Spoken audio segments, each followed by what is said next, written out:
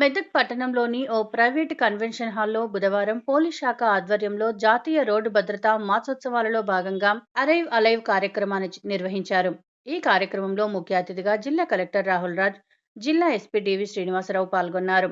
ఈ సందర్భంగా వారు మాట్లాడుతూ రోడ్డు భద్రతా నియమాలపై అవగాహన కల్పించారు. వాహనదారులు వాహనాలు నడిపేటప్పుడు ట్రాఫిక్ నిబంధనలు పాటించాలన్నారు. ప్రతి ఒక్కరూ రోడ్డు భద్రతా నియమాలపై అవగాహన కలిగి ఉండాలన్నారు. వాహనదారులు తప్పకుండా హెల్మెట్ ధరించాలని, మద్యం సేవించి వాహనాలు నడపరాదన్నారు. సెల్ ఫోన్లో మాట్లాడుతూ డ్రైవింగ్ చేయకూడదన్నారు. కారులో ప్రయాణించేటప్పుడు తప్పకుండా సీట్ బెల్ట్ ధరించాలన్నారు. పరిమితికి మించిన లోడు, మితిమీరిన వేగం, అజాగ్రత్తగా వాహనాలు నడపవద్దన్నారు. ఎట్టి పరిస్థితులలోనూ రాంగ్ రూట్లో వెళ్లకూడదన్నారు. తల్లిదండ్రులు మైనర్లకు వాహనాలు ఇవ్వవద్దని అన్నారు. ప్రతి ఒక్కరూ ట్రాఫిక్ నిబంధనలు పాటిస్తూ వాహనాలు నడుపుతూ క్షేమంగా తమ గమ్యస్థానాలకు చేరాలన్నారు. రోడ్డు ప్రమాదాల నివారణకు ప్రతి ఒక్కరూ కృషి చేయాలని అన్నారు. అనంతరం రహదారి భద్రతా ప్రతిజ్ఞ చేయించారు. ఈ కార్యక్రమంలో జిల్లా అదనపు SP Mahender, DSP Prasanna Kumar, DTO Venkataswamy, పట్టణ సిఐ మహేష్, పోలీస్, ఆయా శాఖల అధికారులు, సిబ్బంది, వివిధ పాఠశాలలు, కళాశాలల విద్యార్థులు తదితరులు పాల్గొన్నారు.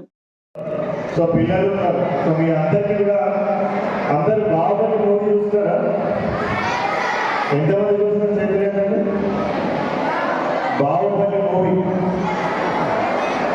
సో ఆల్మోస్ట్ ఓకే చేతులు తెచ్చాడు. సో అందరు కూడా బాహుబలి సినిమా చూస్తున్నారు ప్రతి ఒక్కరు. సో ప్రభాస్ యాక్టింగ్ బాగా చేసిందా? సో అందరు ప్రభాస్ మూవీ చూస్తారా? ఓకే. తర్వాత ట్రిపుల్ ఆర్ మూవీ చూసిందా? చేతులు తెచ్చండి. సో రామ్ చరణ్ యాక్టింగ్ బాగా చేసిందా? జూనియర్ ఎన్టీఆర్.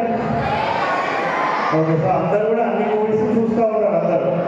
సపోజ్ ప్రభాస్కి కానివ్వండి, రామ్ చరణ్కి కానివ్వండి, జూనియర్ ఎన్టీఆర్ కానివ్వండి, వీళ్ళకి ఏమైనా యాక్సిడెంట్ అయింది అనుకోండి, వీళ్ళలో ఎంతమందికి నష్టం? ప్రభాస్కి యాక్సిడెంట్ అయింది అనుకుంటాం, కాదు అయింది అనుకుంటాం. వీళ్ళ ఎంతమందికి నష్టం? ఎవరికి నష్టం? ఒకసారి చేతులెత్తండి. ఎవరు డయాడ్ ఫ్యాన్స్ ఉన్నారు అక్కడ? సో వాళ్ళకి మూవీ చూడడానికి కష్టమైంది. సో ప్రభాస్కి వల్ల మనం చూడలేదు. సో జూనియర్ ఎన్టీఆర్, రామ్ చరణ్, లేకపోతే మీ ఫేవరెట్ హీరో కానివ్వండి, హీరోయిన్ కానివ్వండి, ఎవరికైనా యాక్సిడెంట్ అయిందంటే మీకు ఎవరికైనా నష్టం అవుతుందా? మనకు కొద్దిగా కావాల్సిన ఎంటర్టైన్మెంట్ కొద్దిగా మనకి దొరకకపోవచ్చు ఉంటుంది. సో వెలాసిటీ చాలా కంట్రోల్గా వెళ్ళాల్సిన అవసరం ఉంటుంది. సో ఇంపాక్ట్ పొల్యూషన్స్ అని కూడా మనం తగ్గియాలంటే కంపల్సరీగా మనము ట్రాఫిక్ రూల్స్ పాటించాల్సిన అవసరం ఉంటుంది. సో మీరు అందరూ ఉట్టిగా చదువుకుంటే కాదు, మన ట్రాఫిక్ ఎడ్యుకేషన్ కూడా ఒక చాప్టర్ ఉన్నది. ఇలా లేదా? ట్రాఫిక్ ఎడ్యుకేషన్ కూడా మనకి ఒక చాప్టర్ ఉంటుంది టోటల్గా సిలబస్లో. అది ప్రాపర్గా చదువుకొని దానివల్ల మనం పాటించాల్సిన అవసరం ఉంటుంది. మీరు పాటించుకుంటే మీ పేరెంట్స్కి, మీ చుట్టుపక్కల ఉన్న వాళ్ళకి, మీ ఊరు వ్యక్తులకి అందరికీ కూడా చెప్పినట్టయితే మనం ఈ ట్రాఫిక్ యాక్సిడెంట్స్ తగ్గించగలుగుతాం. మరి ఇక్కడ వచ్చిన వాళ్ళందరూ కూడా ట్రాఫిక్ రూల్స్ అవన్నీ కూడా పాటించుకుంటూ ఈ యాక్సిడెంట్స్ అన్ని కూడా తగ్గిస్తారనేసి కూడా ఆశిస్తూ మరొకసారి ఇంత మంచి చక్కటి కార్యక్రమం నిర్వహించిన మన ఎస్పీ గారిని, పోలీస్ శాఖ ప్రతి ఒక్కరికి కూడా అందరూ కూడా పేరు పేరున ధన్యవాదాలు చెబుతున్నాను. Thank you.